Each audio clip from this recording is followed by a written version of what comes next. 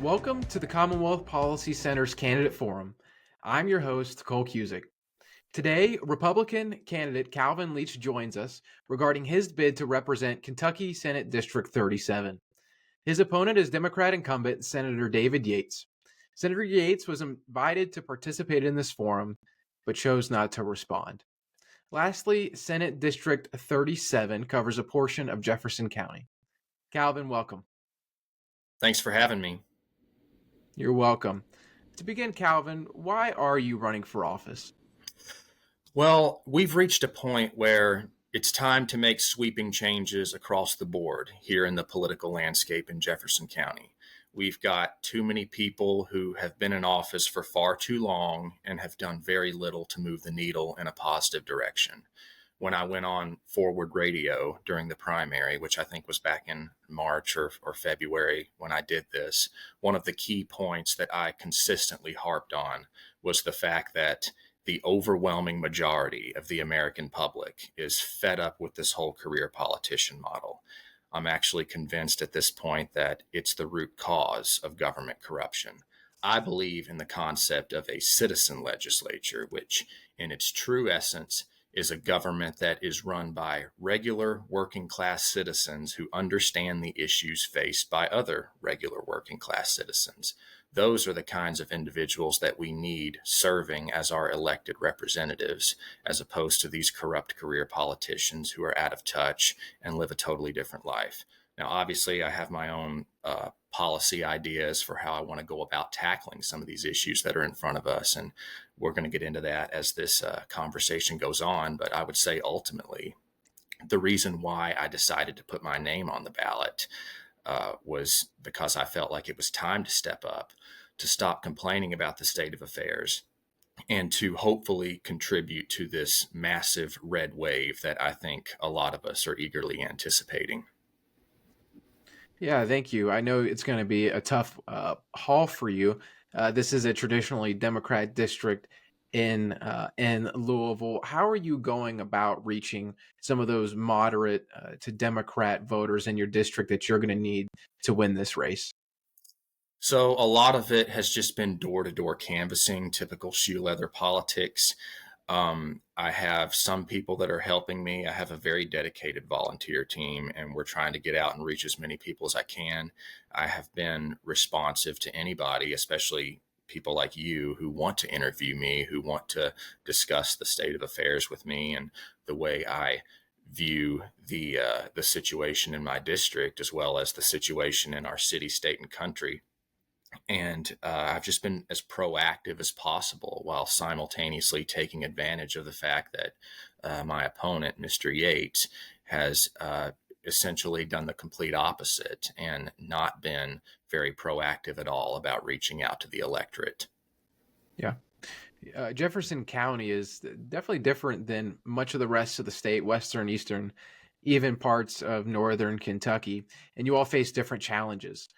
Explain some of those challenges that you think are unique to your district and how you plan on addressing those if elected. Well, I'll just discuss the issues that are at the forefront for me, starting with law and order. Um, I would hope that it's at the top of everyone's priority list that's running for office here in Jefferson County. I think it's always going to be a hot button issue here in the Louisville, Southern Indiana area. But we have to get people in office who are serious about tackling it. I think House Bill 5 was a good step in the right direction, and I will certainly be supportive of any tough on crime legislation, and hopefully we can start to make some progress on that front. It's not going to be easy by any means. I think that what we're going to have to do is upend this culture that we have created that demonizes law enforcement and makes people not want to be a police officer. The Metro Council thinks that we can solve a problem by simply throwing money at it, by raising police officer pay, benefits, offering tax breaks to live in the communities that they serve. I don't think that is going to address the root cause. I think that's nothing more than a Band-Aid approach. What we have to do is we have to show police officers that they are appreciated. We need to host these community oriented events, kind of like we're doing out here in Valley Station, PRP, where police and residents of the community just come together and interact on a basic human level. I think that goes a long way towards boosting morale and showing law enforcement that they're appreciated. And of course, when they have the backing of city leaders, that's tremendous. Dan Syme Jr., who got elected in 2022, he created what's known as Law Enforcement Appreciation Month. And I think that was a very good thing. Unfortunately, though, we don't see a whole lot of this police officer appreciation and this gratitude toward law enforcement in other parts of town. And I would like to see it metastasize. And if we could do that, I think we would see the numbers in terms of recruiting and retention go up sooner rather than later. Taxation is another priority of mine. I would love to be another voice in the General Assembly to continue phasing out the state income tax. And eventually, I'd like to see the same happen with personal property tax. It doesn't make sense in my mind that we have to pay taxes on something indefinitely that we've already purchased and paid sales tax on, especially during a time when record high inflation is wiping out everyone's bank accounts. And you have hardworking Kentuckians that can't afford gas, can't afford groceries, can't afford basic necessities. So I think the least that we could do as state legislators to offset the economic policy disasters of the Biden administration is to reduce taxation. And another thing I'd like to see is more investment in these low income communities that have been forgotten about for years on end. And when I say that, I think just simple things like repaving roads, sidewalks, cleaning up the trash, having more of a police presence to add a sense of security, offering tax incentives with a sunset clause to lure more business into the area. Moves like that would go a long way towards revitalizing these neglected corners of the district that deserve so much better than what they're getting right now.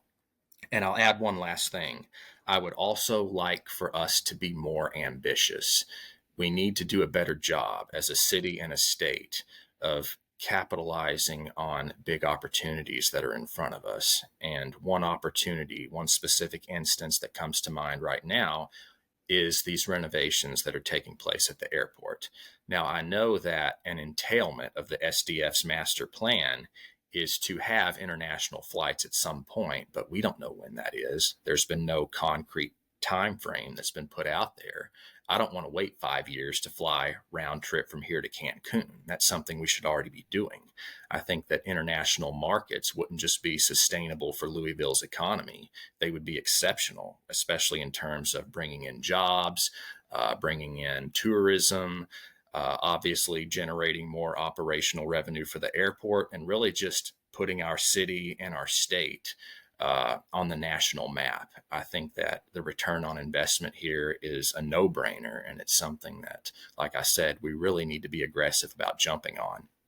Yeah. So yeah, there's numerous issues that I'm focused on. And if I were to talk about all of them, we'd be here all night. So I'm not going to do that. But I'd say these are the ones that are most salient to me and most salient to the electorate. Yeah, I think there's a lot of issues that have to be addressed. Many of those in the beginning of your answer deal with local governments, county governments, and then your role as the state government.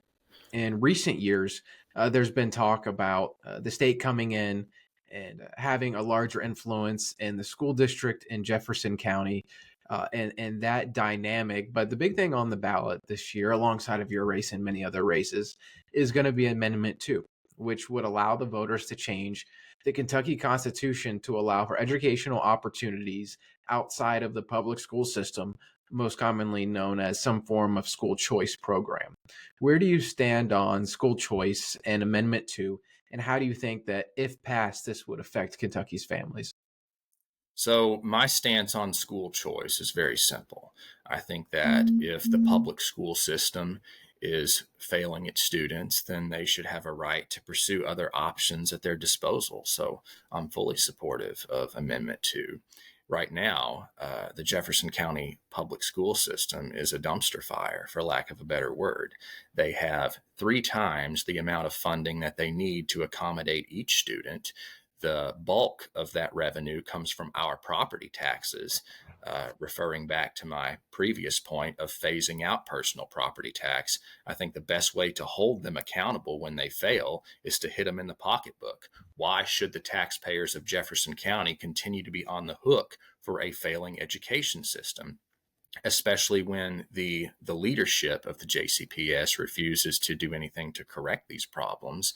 They just continue to let them fester. I think school choice would be tremendous, because without that competition, you can't breed success. So this is something that I'm totally on board with. Yeah, I think that's the second large difference between you and your opponent. He was on record in 2023 voting against the tax cut. He was on record of voting against school choice for the amendment to be on the ballot. Let's talk about endorsements. I did see on your Facebook that you were recently endorsed by Kentucky Right to Life. Why did you get that endorsement? And then are there any other endorsements that you've gotten that you wanted to share? Yes, I got the endorsement of the Kentucky Heritage Freedom Forum PAC, which I believe is spearheaded by Frank Simon. He is a well-known conservative here in Jefferson County, not very well liked by the Courier Journal. Joe Girth actually put out an article explicitly calling Frank Simon a kook. It's amazing that we have journalists who can write stuff like that and still have a job. But anyway, yeah, I've been endorsed by them, and I've also been endorsed by the 2 candidates that ran against Councilwoman Betsy Ruey. She's Metro Council District 21, and there was a Republican candidate and an independent candidate that ran in that race, and they have both endorsed me. I'm currently working on Councilman Khalil Batshan's endorsement. I'm actually slated to talk with him after we get done with this candidates forum, and we'll see how that goes. But as far as why I was endorsed by the Right to Life PAC, it's because I believe that abortion is taking an innocent life in the womb. And I am against that. I think that abortion should not happen willy-nilly. You shouldn't be able to just take an innocent life because you don't feel that you can sustain that responsibility. I think that it's something sacred that has to be upheld, and abortion should only be permitted in extenuating circumstances, particularly involving the life of the mother. Now, obviously, there's debate surrounding the case of incest. There's the probability of genetic deficiencies being passed on if that were to continue. So I'm amenable to that argument, and I'm also amenable to the exception of rape being included in the argument as well. I'm willing to listen to those. That's what I mean. But if you've been raped, so you need to take action right then and there, as opposed to waiting 6-8 months to have an abortion. So I'm very clear on my stance about it. And again, it's something that I think is very near and dear, and shouldn't be taken lightly. Kentucky is at a crossroads. We can choose to give in to the radical left, or we can choose to engage the culture in a God-honoring way. I started the Commonwealth Policy Center because I believe that Christians have a responsibility to influence government and society to the glory of God. While the Commonwealth Policy Center's made a significant impact, our work isn't finished. If you'd like to join our movement working for timeless values, then head to our website. To learn more, go to commonwealthpolicycenter.org. If you're just tuning in and catching this part of the interview, we are interviewing Republican candidate for office Calvin Leach out of Senate District 37. In 2023, Calvin, the legislature passed Senate Bill 150 to protect minors from life-altering gender transition surgeries and from being prescribed puberty blockers and cross-sex hormones. There was also a couple parts of the bill that protected students from gender ideologies in the classrooms and put some guardrails on sex education with parental rights in there, and also some guardrails on uh, bathrooms and them being gender neutral, or if you just have to be a biological sex to enter those things. So I know JCPS wanted to skirt around the law on some of these things, but where did you stand on Senate Bill 150 and protecting minors from surgeries and from gender transition hormones? So I believe, the distinction is very clear. If you're a man, you're a man. If you're a woman, you're a woman. It's pretty clear cut. There is no gray area. And I think that it is absurd on its face that we are allowing this lunacy to permeate seemingly every aspect of society. It's amazing because 10 years ago, nobody was even thinking about this. And if you proposed such a mockable idea, you were immediately ostracized by people on the right and people on the left. And now it's like this ideology came out of nowhere and just took the world by storm. I am completely against, gender mutilation and the idea of a man, biological man, being able to compete in women's sports, go into the women's restroom, those kinds of things. I think it has no place in any civilized society. And I'm totally against it. I don't think there's much to discuss on it. Yeah, I understand that your opponent supported not restricting those things as well and voted against Senate Bill 150. Another question is, what do you believe there are ways to get government reduced in order to allow for greater economic growth than we've currently seen? I know that there's proposals in the healthcare industry through taxes that you've talked about. You've talked about education, but also in regulation. Are there any things that you would target through bills or through supporting current bills that are coming through the legislature? So I'm all about deregulation. I think that the government needs to stay out of the way of small businesses and let them thrive. I think that the less government involvement in a free market economy, the more that it's going to be successful for everybody.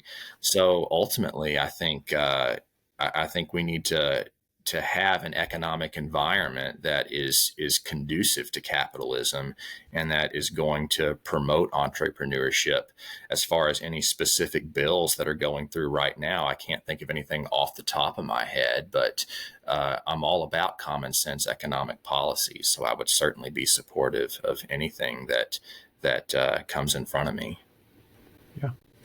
One of the last questions I have, Calvin, is just about your background. And I understand that you have some military background. Share with the voters where you came from, your college degrees, and then also with some of your military background.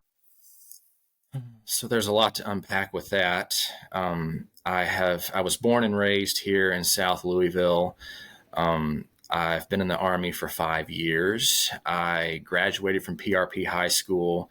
I am a recent graduate of the master's program at U of L. I have 2 associate's degrees, a bachelor's degree and a master's degree in political science.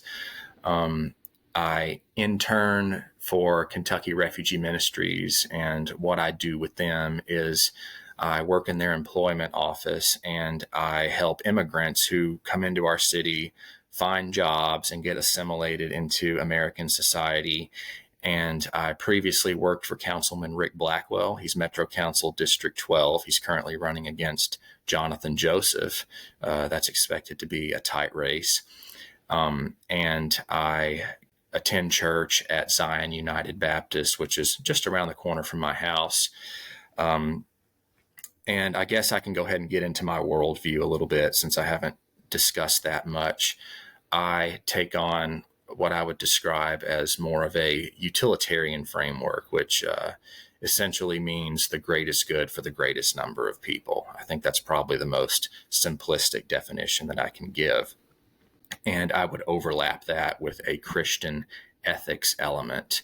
And what that asserts is that there needs to be some kind of grounding morality for the governed, and that generally does not operate very well within a secular framework. And I'm also somewhat opposed to the idea of the separation of church and state.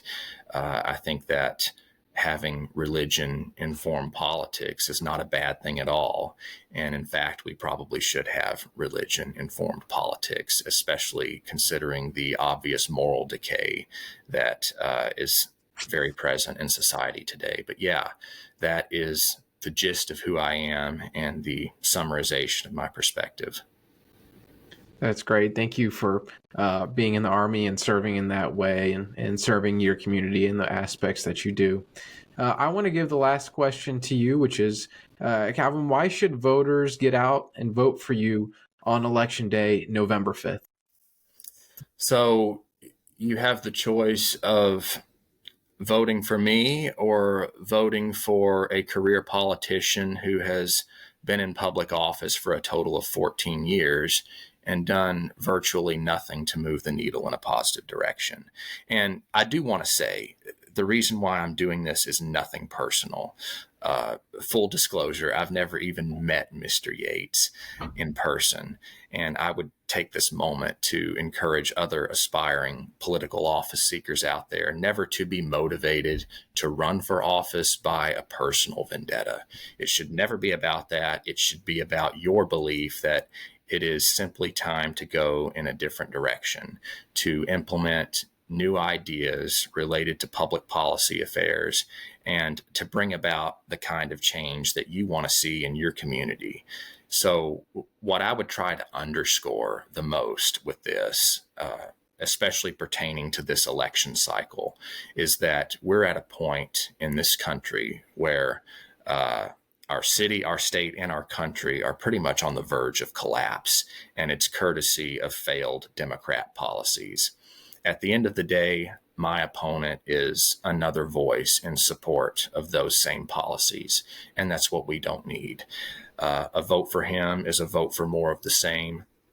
And I think the only way that we can rebound from this disaster that we're in is to vote straight red down the ballot and sweep out as many Democrats as we can. That's the bottom line. Great.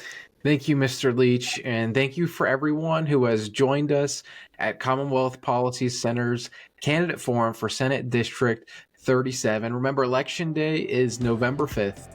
Please get out and vote. Thank you again for joining us.